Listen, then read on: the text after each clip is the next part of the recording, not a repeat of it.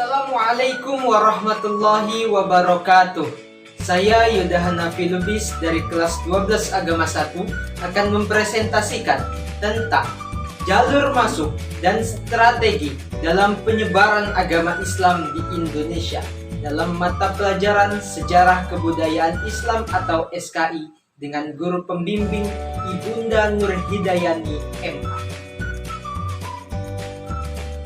Setidaknya ada 7 jalur masuk ataupun strategi dalam penyebaran agama Islam di wilayah Indonesia, yakni yang pertama perdagangan, yang kedua perkawinan, ketiga pendidikan, keempat tasawuf, kelima kesenian, keenam politik, dan yang ketujuh bidang dakwah. Jalur masuk dalam penyebaran agama Islam di Indonesia yang pertama adalah jalur perdagangan. Para pedagang yang berasal dari Arab, Persia, dan juga Gujarat atau India datang ke Indonesia dan berperan penting dalam penyebaran agama Islam di Indonesia, tepatnya pada abad ke-7 hingga 16 Masehi.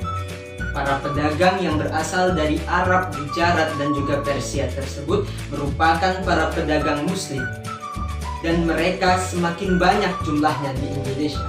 Karena semakin banyak tersebut, mereka bermukim di satu tempat yang sama, yaitu wilayah Pekojan. Saat ini, wilayah Pekojan berada di wilayah DKI Jakarta, tepatnya di Kecamatan Tambora, Jakarta Barat. Di tempat itulah mereka saling berinteraksi dan berasimilasi dengan masyarakat sekitar, sehingga dengan demikian agama Islam secara tidak langsung menyebar di sekitar wilayah tersebut. Jalur masuk yang kedua adalah jalur perkawinan. Para pedagang-pedagang Muslim yang berasal dari Arab, Persia, dan juga Gujarat tersebut banyak yang menikah dengan orang-orang pribumi asli Indonesia. Ketika mereka menikah dengan wanita pribumi, maka otomatis wanita pribumi tersebut akan juga masuk ke dalam Islam. Ketika kelompok-kelompok ini semakin banyak, maka lambat laun akan berkembang menjadi kelompok-kelompok yang lebih besar, yang mulanya hanya komunitas-komunitas kecil, kelompok-kelompok kecil, lama-kelamaan menjadi lebih besar hingga akhirnya menjadi kerajaan-kerajaan Islam yang kita kenal. Jalur yang ketiga dalam penyebaran agama Islam di Indonesia adalah jalur pendidikan.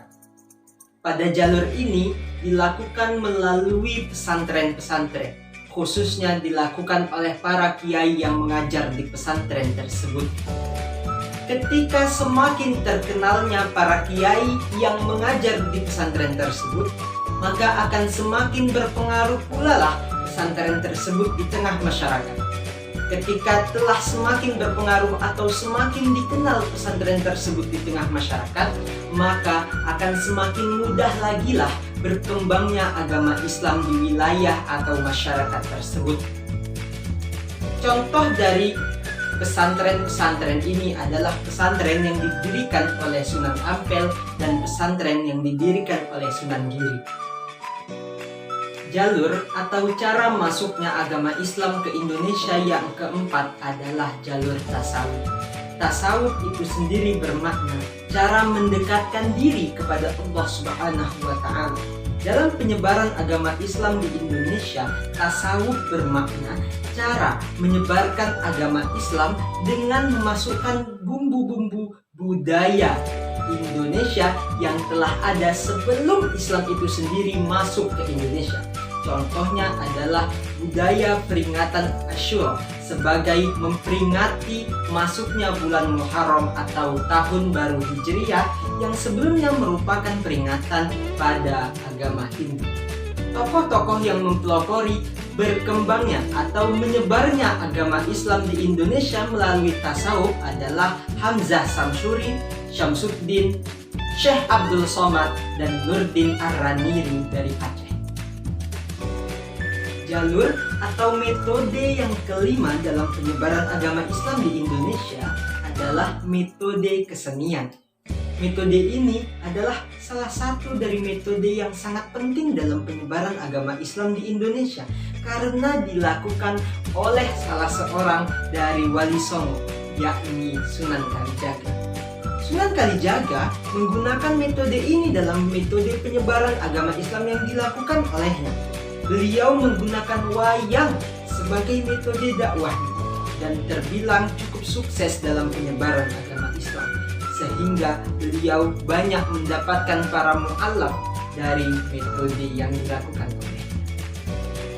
Jalur atau metode penyebaran agama Islam di Indonesia yang ketujuh adalah metode dakwah. Penyebaran agama Islam di Indonesia juga sangat didukung tentunya dengan metode dakwah ini.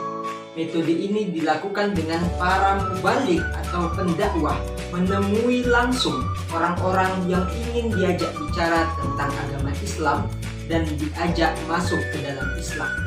Metode ini sangat populer karena dilakukan oleh orang-orang yang kita kenal dengan sebutan Wali Songo.